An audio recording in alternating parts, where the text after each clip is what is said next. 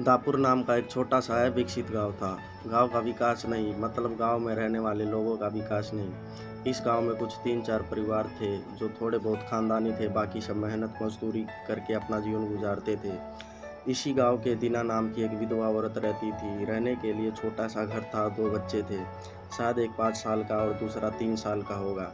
दीना का पति बहुत मेहनती था। वो दिनों को किसी चीज़ की कमी महसूस नहीं होने देता था या कैसी भी हालतों में साथ नहीं छोड़ता था। कैसे भी परिस्थिति हो, दोनों साथ मिलकर सामना करते थे, पर कौन जाने किस पर कौन सा अनर्थ कब आ जाए। दीना के जीवन में एक ऐसी घटना घटी कि उसकी घटना ने दीना के पति को दीना से छीन लिया। दीना को पति के गुजरने के बाद ऐसा लगने लगा कि मैं जिंदा तो हूँ, पर मुझ में जान नहीं है।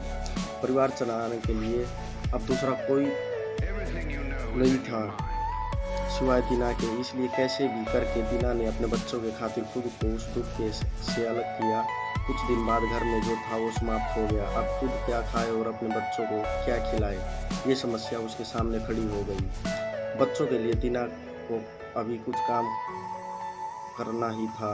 इसलिए दीना अपने दोनों बच्चों को साथ में लेकर जहाँ काम मिलता वही जाया करती थी और दिन भर मेहनत करके जो भी मजदूरी मिलती उससे अपना और अपने बच्चों के पेट भरती थी।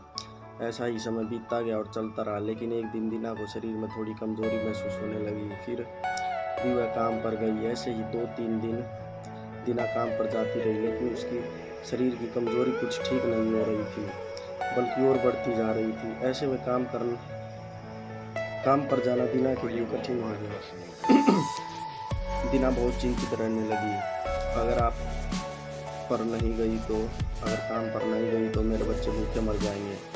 उसी चिंता ने दीना को और कमज़ोर कर दिया। इतनी कमज़ोर कि उठने बैठने के लिए लकड़ी का सहारा लेना पड़ता था। इस कारण उसके बच्चे भूखे मर रहे थे। खाने को कुछ नहीं मिलने के कारण और अपने बच्चों को भूखे मरते देखकर वह लकड़ी की सहायता से आज यहाँ से कुछ मांगा तो अगले दिन दूसरी ओर से कुछ मांग के अपने बच्चों को खिलाती, पर खुद भूखी सो जाती। ऐसे ही एक दिन वह खुद जान आ सकती थी, इसलिए अपने बच्चों को समाज के किसी कोने में खाना मांगने के लिए गांव में भेज देती है। कुछ समय बाद बच्चे 2 चपाती और थोड़ी सी सब्जी लेकर लौटते हैं। 2 चपाती से 3 जन कैसे तृप्त होंगे, इसलिए वो 2 चपाती दोनों बच्चों को खिला देती है। वह बरसात का समय था। बिजली न होने के कारण घर में अंधेरा छाया हुआ था। अंधेरे में ही वह अपने बच्चों को एक कमरे में सुला देती और दूसरे कमरे में जाकर सो जाती। रात को तेज बारिश होती है और बिजलियाँ जोर से कड़कड़ाती है। दीना को थोड़ी आराम मिलती है इसलिए वो गहरी नींद में पड़ जाती है। ऐसे में दीना को एक सपना दिखाई देता। वह एकदम तुरंत तंदुरुस्त हो गई है, काम पर जाती है।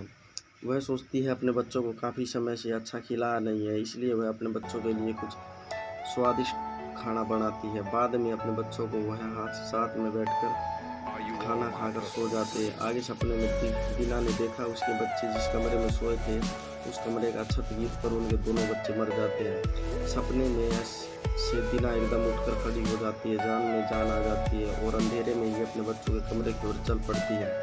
कमरे में जाकर अपने बच्चों को देखकर दीना चैन की सांस लेती है। उसी समय दीना को शरीर में ज़्यादा कमजोरी महसूस होती है, जिससे वह नीचे गिर जाती है और फिर वहाँ से उठ ही नहीं पाती है। चैन की सांस दीना की